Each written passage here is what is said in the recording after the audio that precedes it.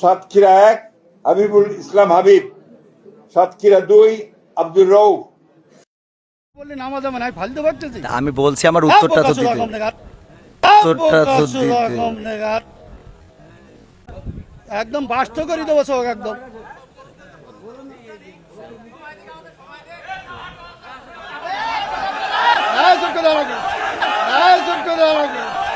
সাতক্ষীরা 1 হাবিবুল ইসলাম হাবিব, সাতক্ষীরা 2 আব্দুর রউফ। সাতক্ষীরা সাতক্ষীরা 2 আসনে আব্দুর রউফকে বিএনপি প্রার্থী করায় বিক্ষোভ করেছে বিএনপি নেতা আব্দুল আলিম সমর্থকরা। আপনি একজন চেয়ারম্যান, বাংলাদেশে অসংখ্য চেয়ারম্যান আছে না নাই? তো সব চেয়ারম্যান কি একই সুরে কথা বলে? বলেন। চেয়ারম্যান ইসলামের মধ্যে ভেদাভেদ হবে কেন? চেয়ারম্যানই করে এক জিনিস আর ইসলাম এক জিনিস। চেয়ারম্যান আর ইসলামের মধ্যে আপনারা তো বুঝাইতে পারবেন না। আমি যদি বলি, যেমন আপনি একজন আলহাজ মানুষ, দেখেন আপনি সব বাদ দেন, ইসলামের বেসিক কিছু নিয়ম আছে। ইসলামের কোনো সম্পর্ক নেই। আচ্ছা, ইসলামের তো আপনি হজটা করেছেন, তাই না? হজ করেছেন না? আমি যে প্রশ্নটা আপনার কলা বেগান আর 600 লোক আছে, আপনি সঠিকভাবে উত্তর সঠিকটা আপনি তো উত্তরের আগেই তো বকর করতেছেন। আমার উত্তরটা দিতেই দেন, আমার কথা তো বলতে দেবেন। তা বলতে না দিলে আমি কি করে বুঝাবো? ফালতু কথা বলিছেন, বলো খবরদার। ল্যাঙ্গুয়েজ সোজা করেন না, সোজা করে দেবো কিন্তু একদম বলেন। ল্যাঙ্গুয়েজ সোজা করে বলেন। আমি বলছি আমার কথা তো বলতে দেবেন। ল্যাঙ্গুয়েজ সোজা করে দেবো কিন্তু একদম। বিয়াদব লোক কম নাগাদ ভগর ভগর করতে আমি খাবার দেবো, একটা চোখ মুখ বাসটা করে দেবো কিন্তু একদম। আমি প্রশ্ন করলাম যে একজন লোক বলতে আলহামদুলিল্লাহ নামাজ পড় না, শুরু না বললে নামাজ হবে না, ফালতু হুজুর নাম করা হুজুর কত। মোবাইলে দেখলাম যে 5 জনের 5 রকম মত এই নামাজে। আপনারা হুজুর, আপনাদের পিছনে হাজার হাজার লোক নামাজ পড়ে, আপনাদের মধ্যে 12 রকম মত কেন? এটা আপনি একজন বললো, প্রথম যে লোক বক্তব্য দিলে যে আলহামদুলিল্লাহ না পড়লে তার পিছনে যে দাঁড়ায় নামাজ হবে না। আচ্ছা, মানে এখন মূল প্রশ্ন হলো আমাদের মত এত বেশি কেন? এইটা এত মত বেশি বক্তব্য দিচ্ছেন, হ্যাঁ সব শুনলাম, আমাদের মধ্যে দ্বিধাবন্ধ পাড়াই দিচ্ছেন তো আপনারা। একজন বললো যে নামাজ হবে না, আচ্ছা আদৌ হবে না, আচ্ছা, তিনি খুব নাম করা উচিত, 5 জনের মধ্যে তিনি প্রথম। আচ্ছা, 2 জন বললো আদৌ নামাজ হবে না, পিছনে আরামদে সুরাতে না পড়ে। আচ্ছা, তারপরে একজন বললো না আরামদে পড়া যাবে না, একজন যখন জোরে ইমাম পড়বে তখন পিছনে পড়ার কোনো যুক্তি নেই। আচ্ছা, 5 জনের 3 জন একমত, 2 জন একমত, আমরা কোন পথে যাবো? এখানে বিষয়টা হলো ইখতিলাফ আলেমদের না। বাবারে, আমার তো তাহলে এবার আমি একটু উত্তর দিই। সেটা হলো, আমি তো অত বড় হুজুর এই বিষয়ে বড় হুজুর উত্তর দিক নাকি? না বাবারে, আমার তো তাহলে এবার আমি একটু উত্তর দিই। সেটা হলো, আমি তো অত বড় হুজুর এই বিষয়ে বড় হুজুর উত্তর দিক নাকি?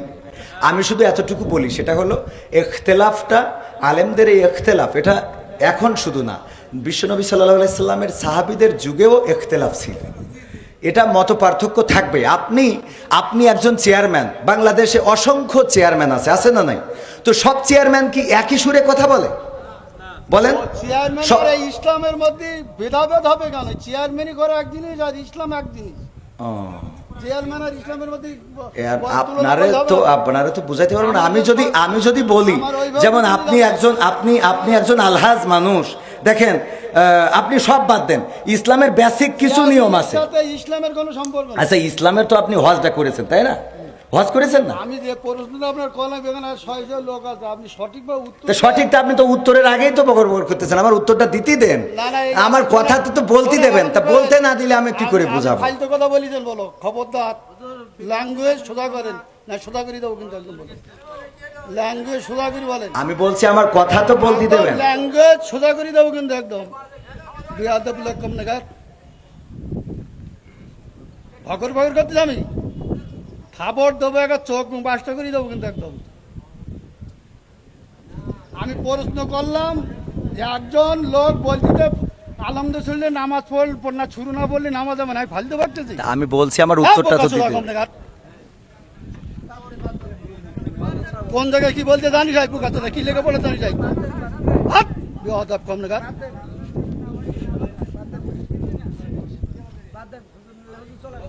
একদম বাস্ত করে দেবো সব একদম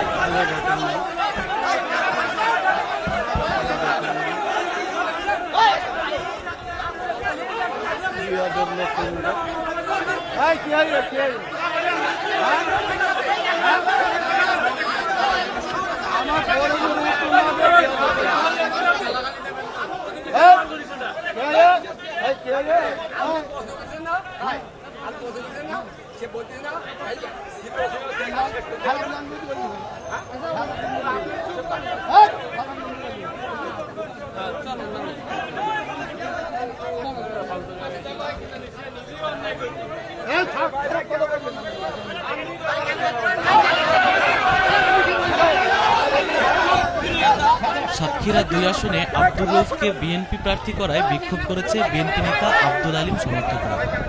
প্রিয় ভাইরা আমার, জনতার মধ্যে কেন এত আবেগ, কেন এই গণজোয়ার, কেন জনতার ঢল নামে?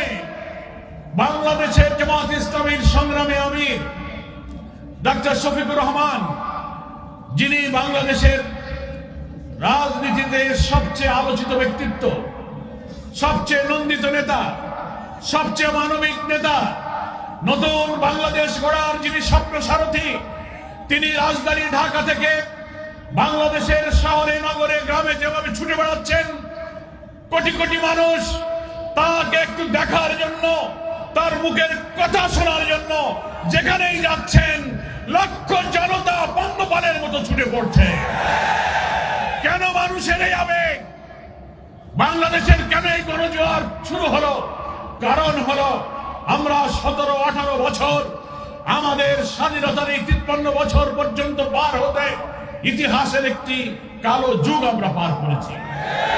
অর্থনৈতিক নিপীড়ন, রাজনৈতিক নির্যাতন, বিচার ব্যবস্থায় বৈষম্য করে জুলুম, প্রতিপক্ষকে তছনছ করে দিয়ে কর্তৃত্ববাদী শাসন প্রতিষ্ঠার অপচেষ্টা, ভাত কাপড় শিক্ষা চিকিৎসা বাসস্থানের মতো মানুষের মৌলিক মানবীয় প্রয়োজন, আর্থসামাজিক অবস্থা সব কিছুকে ধ্বংস করে দিয়ে এক ব্যক্তি, এক দল, এক পরিবারের হাতে কর্তৃত্ববাদী শাসনের জন্য একটি ফ্যাসিবাদ পয়দা হয়েছিল। আমাদের গণতান্ত্রিক অধিকার ছিল না, আমাদের কোনো ভোটাধিকার ছিল না। 14, 18, 24 তিনটা জাতীয় নির্বাচনে আমরা ভোট দিতে পারি নাই।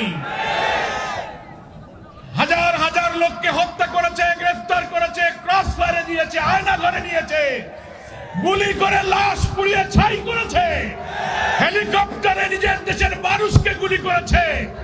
এই 17-18 বছরের সেই 2006 সালের 28 অক্টোবর ঢাকার পল্টনে সমস্ত খুনের মাস্টারমাইন্ড শেখ হাসিনা তার নির্দেশে রোগী বৈঠা দিয়ে 7 জনকে পিটিয়ে সাপের মতো হত্যা করে তাদের মৃত দেহের উপরে দাঁড়িয়ে নাচানাচি করেছিল।